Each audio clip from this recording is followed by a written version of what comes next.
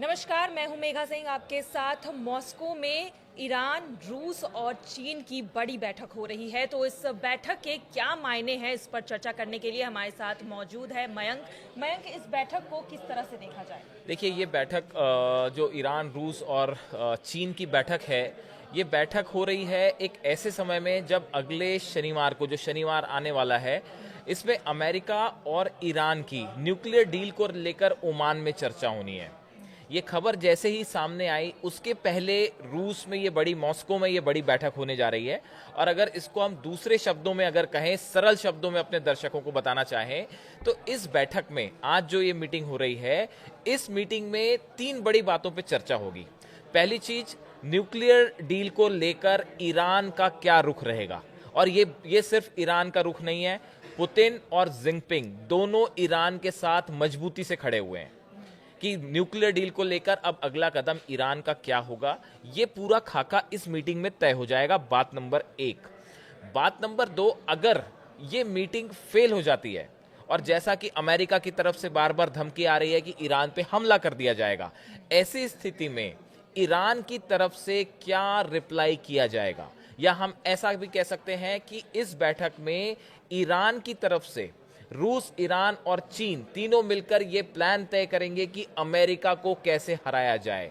अगर अमेरिका के B-2 bombers अब ईरान पर हमला करते हैं या किसी तरह का अटैक होता है इजराइल के द्वारा, तो अमेरिका और इजराइल को कैसे जवाब दिया जाए, इसकी स्ट्रैटेजी इस मीटिंग में तय हो जाएगी।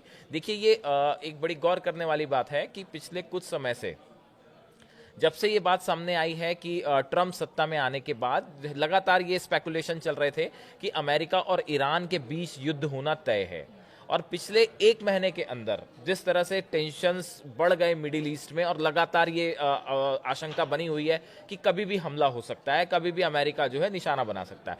उसके बाद ईरान की तरफ से, खामेनेई की तरफ से, एक तो दो तरीके से तैयारियां की गई। एक तो इंटरनल उन्होंने अपनी पूरी फोर्सेस को मोबिलाइज किया, जैसा कि हम बार बार कह रहे हैं।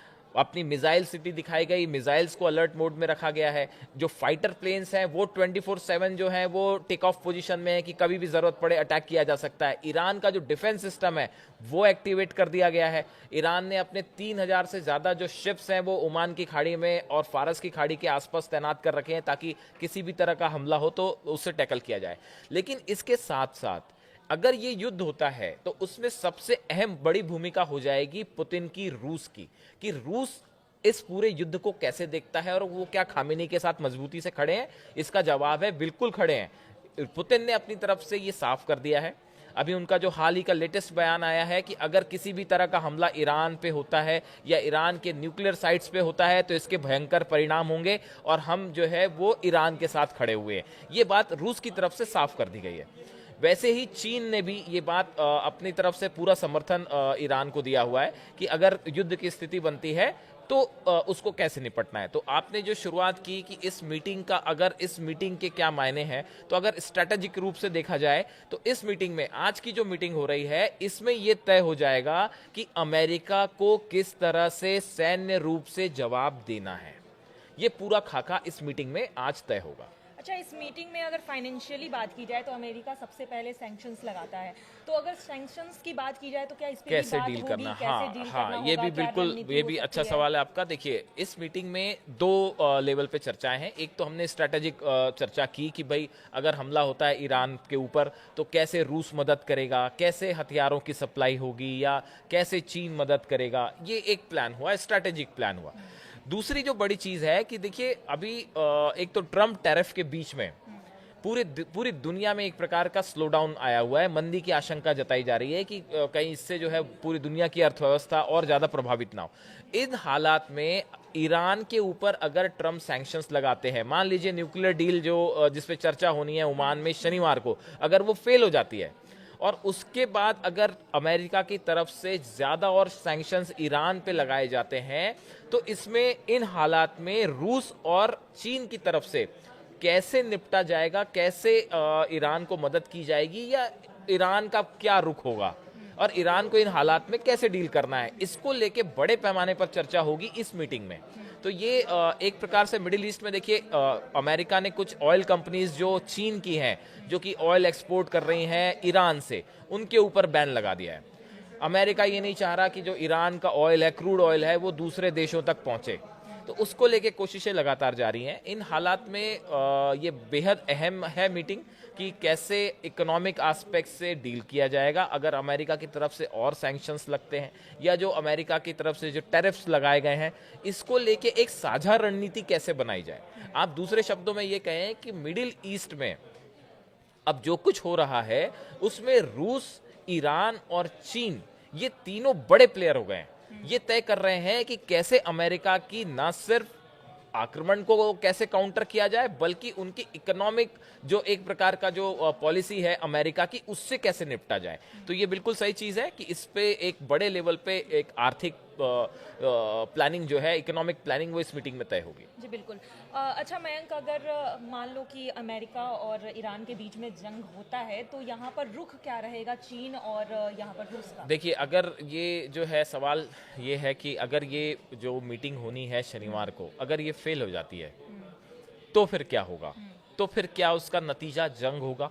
और अगर देखिए रूस की तरफ से एक ये मैसेज तो साफ दे दिया गया है कि आप ईरान पे हमला करने की बिल्कुल ना सोचें। अगर आप ईरान पे हमला करते हैं तो हम बिल्कुल मजबूती के साथ खामेनी के साथ और ईरान के साथ खड़े। ये रूस का रुख है। चीन ने भी बिल्कुल साफ कह दिया है कि अगर ऐसे हालात बनते हैं तो हम ईरान के साथ खड़े हुए हैं। नॉर्थ कोरिया की तरफ से भी ये बात साफ है कि वो जंग के हालात में जो है वो ईरान का साथ देगा। तो देखिए, ये जो 3 कंट्रीज हैं जिस मजबूती के साथ ईरान के साथ खड़ी हैं, बात नंबर 1, ये एक बहुत बड़ा सपोर्ट है ईरान के लिए। ईरान के पास अपनी सैन्य क्षमताएं तो हैं ही, लेकिन बड़े पैमाने पर रूस की तरफ से मिसाइल्स दी गई हैं। इसमें कोई डाउट नहीं, इंटरनेशनल एक्सपर्ट्स ये सब बताते हैं कि बड़े पैमाने पर जो है रूस की तरफ से मिसाइल्स, बैलिस्टिक मिसाइल्स गई हैं। बताया ये भी जा रहा है कि कई ईरान के पास जो मिसाइल्स हैं उसकी टेक्नोलॉजी जो है वो नॉर्थ कोरिया के मिसाइल पे बेस्ड हैं। तो आप ये कह सकते हैं दूसरी भाषा में कि नॉर्थ कोरिया ने भी मिसाइल टेक्नोलॉजी जो है वो प्रोवाइड कर रखी है ईरान को। ऐसे ही चीन की तरफ से भी बड़े पैमाने पर ड्रोन्स और हथियार प्रोवाइड किए गए हैं ईरान को। तो ये तो एक स्ट्रेटेजिक पार्टनरशिप है। इसके अलावा देखिए, आसपास की 6 कंट्रीज हैं जो मुस्लिम कंट्रीज हैं, इस्लामिक कंट्रीज हैं, इनको ईरान की तरफ से ये कहा गया है, जॉर्डन हो गया या टर्की हो गया, ऐसे आसपास की जो जिनकी सीमाएं ईरान से लगी हुई है और जो मुस्लिम देश हैं, यूएई हो गया, इनको कहा गया है ईरान की तरफ से कि देखिए, अगर अमेरिका हम पे हमला करता है तो आप अपनी जमीन का इस्तेमाल मत होने दीजिएगा अमेरिका को। आप अमेरिका का साथ ना दें, वरना हम ये मान के चलेंगे कि आप भी हमारे खिलाफ जंग कर रहे हैं। ये ईरान की तरफ से ये एक प्रकार की चेतावनी दी गई है। ईरान की इस चेतावनी का मतलब ये माना जा रहा है कि ईरान, खामेनेई, IRGC जो वहां की फोर्स है, वो इस बात को लेके बिल्कुल तैयार है कि जंग होनी तय है। अगर अमेरिका उन शर्तों को, खामेनी ने साफ कर दिया ईरान ने कि हम आपके सामने झुकेंगे नहीं, हम अपनी ही शर्तों पे आपसे न्यूक्लियर डील करेंगे, तो पहला हित उसमें ईरान का होगा, हम आपके दबाव में नहीं आएंगे। और अगर ये डील नहीं होती है तो ये मान के चलिए कि फिर एक बड़ा युद्ध मिडिल ईस्ट में हो सकता है, जिसके लिए खामेनी भी तैयार है, पुतिन भी तैयार है और चीन भी तैयार है। और आज रात की जो ये बैठक है, ये जो बैठक हो रही है रूस में, मॉस्को में, इस पे पूरी दुनिया की नजरें टिकी हुई हैं। और अगले 2 दिन में इस बैठक में क्या निकल के आता है, कुछ चीजें कई बार बाहर आती भी हैं, नहीं भी आ पाती हैं, बट ये बैठक, इस पे पूरी दुनिया की नजरें टिकी हुई है। इस पे शायद ये डिसाइड हो जाएगा कि अब अमेरिका को लेकर ईरान का क्या रुख रहेगा। चलिए, हमारी भी नजरें इस पे बनी हुई है कि इस बड़ी बैठक के बाद क्या निष्कर्ष निकल कर आता है कि अगर हमला होता है तो रूस और चीन का क्या रुख होता है और ईरान और अमेरिका के बीच में क्या कोई समझौता होगा या नहीं। आज के लिए बस इतना ही। बाकी की तमाम खबरों के लिए बने रहिए हमारे साथ। धन्यवाद।